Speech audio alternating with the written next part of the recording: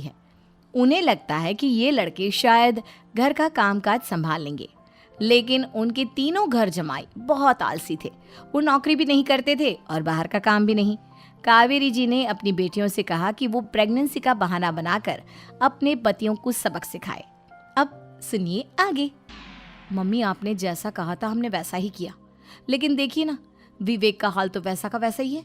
घर में ना सुबह का नाश्ता बनता है और ना खाना। नौकरी पर जाने की बात करूं तो खाने को दौड़ते हैं मुझे। हाँ मम्मी, मैंने भी सुमित को कितनी बार कहा कि अगर नौकरी नहीं करनी तो कोई छोटी सी दुकान ही खोल लो, घर का खर्चा कैसे चलेगा। देखो दोपहर के 12 बजने आए और जनाब अभी तक सो रहे हैं। हाँ मम्मी, ईशा और सुहाना ठीक कहती हैं। अविनाश का भी यही हाल है। जब मैंने अपनी प्रेगनेंसी के बारे में कहा तो मुझसे कहने लगा, अरे दूसरी लड़कियां तो 9-9 महीने तक नौकरी करती है, बस डिलीवरी के टाइम छुट्टी लेती है। मोहिनी, तुम भी नौकरी करो। अब मुझे कहाँ नौकरी मिलेगी। मम्मी बताओ अब मैं क्या करूँ। हे भगवान, क्या सोचकर घर जमाई दामाद लाई थी मैं कि मेरी बेटियां मेरे पास रहेंगी और खुश रहेंगी, लेकिन इन आलसी दामादों ने तो हमारी जिंदगी को भी प्रॉब्लम में डाल दिया है। मैं तो कहती हूँ मम्मी, हम लोग वापस अपनी जॉब पर जाना शुरू कर देते हैं। बता देते हैं इन लोगों को कि हमने प्रेगनेंसी का बहाना किया है।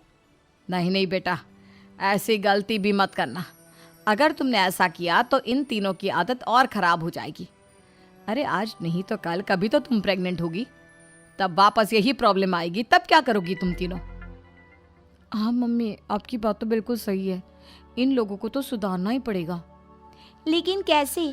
अपने बच्चों के आने की खबर सुनकर भी इन लोगों पर कोई असर नहीं हो रहा। पैसे कमाने के लिए घर से बाहर निकलना ही नहीं चाहते ये तीनों। अब मेरे दिमाग में एक प्लान आया है।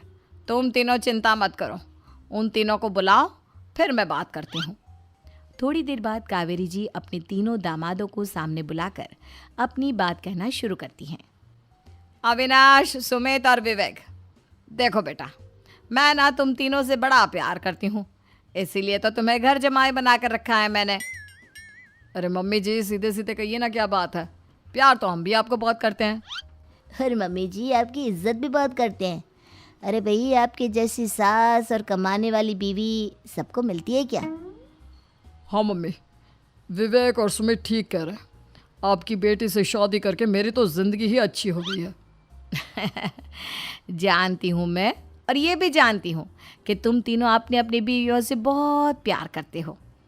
बेटा, बात ऐसी है कि हमारे कुल गुरु ने कहा है कि प्रेग्नेंट होने के बाद मेरी तीनों बेटियां शुरू के 4 महीने हमारे गांव में जाकर रहेगी, जहां मेरे चाचा जी रहते हैं। अरे लेकिन क्यों मम्मी, गांव में जाकर रहने की क्या ज़रूरत है इन तीनों को। वो क्या है ना बेटा, हमारे परिवार को एक श्राप है। अगर मेरी बेटियों ने यहाँ पर बच्चा पैदा करने की कोशिश की तो उनके बच्चों को कुछ भी हो सकता है। इसलिए अब से लेकर 4 महीने पूरे होने तक इन्हें गांव वाले घर में रहना पड़ेगा। हाँ तो इसमें प्रॉब्लम क्या है मम्मी जी? हम भी वहाँ जाकर रहेंगे, पिकनिक मनाएंगे। अरे भाई, बीवी जहाँ हम भी वहाँ। हाँ यार, आइडिया तो बहुत अच्छा है। शहर की ज़िंदगी में रह रहकर परेशान हो चुके हैं, अब कुछ दिन गांव में बिताएंगे। तुम लोग समझने की कोशिश क्यों नहीं करते। तुम में से कोई भी वहाँ नहीं जा सकता, और मैं यहाँ रहूँगी ना तुम तीनों के साथ। 4 महीने की तो बात है, उसके बाद ये तीनों ही लौट कर आ जाएंगी। ठीक है मम्मी जी, अब हमारे बच्चों का सवाल है तो ये तो करना ही पड़ेगा। कावेरी अपनी तीनों बेटियों को कुछ दिन के लिए घर से बाहर कहीं दूसरे शहर में रहने के लिए भेज देती है। कुछ दिनों के बाद, अरे मम्मी जी, बहुत दिन से पिज्ज़ा नहीं खाया, मंगवाइए ना। क्या बताऊं बेटा, पहले तो बेटियां खर्चा दे देती थी क्योंकि उनकी नौकरी थी, लेकिन अब तो मेरे पास पैसे ही नहीं बचे। थोड़े बहुत पैसे हैं जो बच्चों की डिलीवरी में काम आएंगे। लेकिन मम्मी जी, आपकी बेटियों को वापस आने में तो अभी बहुत वक्त बाकी है। वही सोच सोच कर परेशान हो रही हूँ। सोच रही हूँ कल से दूध भी बंद करवा देती हूँ। अब दूध वाले को देने के लिए पैसे भी तो नहीं है ना। अरे नहीं नहीं मम्मी जी, अगर दूध भी बंद करवा दोगी तो मुझे चाय कहाँ से मिलेगी? और चाय के बिना मैं तो मर ही जाऊंगा। क्या करूं बेटा, इसके अलावा हमारे पास कोई ऑप्शन नहीं है। मेरे पास पैसे ही नहीं बचे। इस तरह कावेरी जी धीरे धीरे अपने तीनों दामादों को पैसे देना बंद कर देती हैं और घर में खाने पीने की चीज़ें लाना भी बंद कर देती है। अब वो तीनों बुरी तरह से परेशान होने लगे थे और इसलिए एक दिन तीनों प्लान करके घर से बाहर निकलते हैं और बाजार में जाने के बाद यार अच्छा खाना खाए हुए कितने दिन हो गए, पता नहीं कब अच्छा खाना मिलेगा। हमारी बीवियों के जाने के बाद तो हमारी हालत भिखारियों जैसी हो गई है यार। कुछ भी हो, मुझे तो आज पिज्ज़ा खाना ही खाना है। जेब में 1 रुपया नहीं है और पिज्ज़ा खाएगा, कहाँ से आएंगे पैसे? अरे देख वहाँ सामने बोर्ड पर क्या लिखा हुआ है, कंप्यूटर पर काम करने के लिए एक आदमी की आवश्यकता है। भाई मैं तो जा रहा हूँ, काम करूँगा और शाम तक पैसे लाकर आराम से पिज्ज़ा खाऊंगा। जा जा, तुझे कोई काम नहीं देने वाला, हम तो घर जा रहे हैं। चल भाई सुमित। सुमित और अविनाश वहाँ से चले जाते हैं और विवेक उस कंप्यूटर शॉप पर सारा दिन काम करके 5,000 रुपये कमा कर घर लौट कर आता है और अपने खाने के लिए अच्छी अच्छी चीज़ें भी लेकर आता है। ये देखकर विवेक और सुमित के दिल में भी कुछ पैसे कमाने की इच्छा जागती है। अरे सुबह सुबह कहाँ चल दिए तुम? मम्मी जी एक बहुत अच्छी जगह मिली है, कंप्यूटर पर काम करने के 5,000 मिले थे कल मुझे। अगर रोज़ काम करूँगा तो पूरे 40,000 की तनख्वाह। अरे वाह, ये तो बहुत अच्छी बात है दामाद जी, आपको जाना ही चाहिए। सुमित और अविनाश विवेक को इस तरह तरक्की करते देखकर परेशान हो जाते हैं और वो दोनों भी काम की तलाश में निकल पड़ते हैं। धीरे धीरे उन दोनों को भी काम मिल जाता है। अब कावेरी के तीनों दामाद छोटी मोटी नौकरी करके अच्छा पैसा कमाने लगे थे।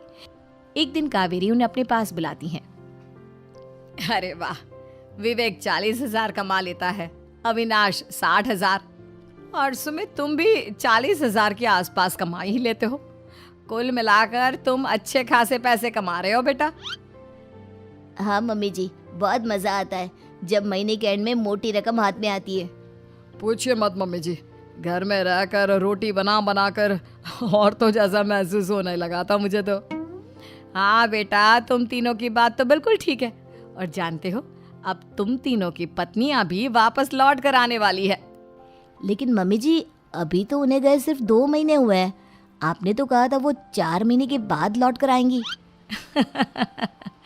ऐसा कुछ नहीं है बेटा, मैं सिर्फ तुम तीनों को सबक सिखाना चाहती थी कि आदमी घर में बैठकर बीवी की कमाई खाता हुआ अच्छा नहीं लगता। इस दुनिया में हर इंसान को मेहनत करनी चाहिए, काम करना चाहिए, चाहे वो औरत हो या आदमी, ताकि अपने परिवार को संभाल सके। कावेरी की बात सुनकर उन तीनों को अपनी गलती का एहसास होता है और कावेरी उन्हें सच बता देती है कि ईशा, सुहाना और मोहिनी शहर में ही कहीं दूसरी जगह रह रहे थे। शाम के वक्त उन तीनों की पत्नियां लौट कर आ जाती है और कावेरी जी का परिवार एक खुशहाल परिवार की तरह रहने लगता है।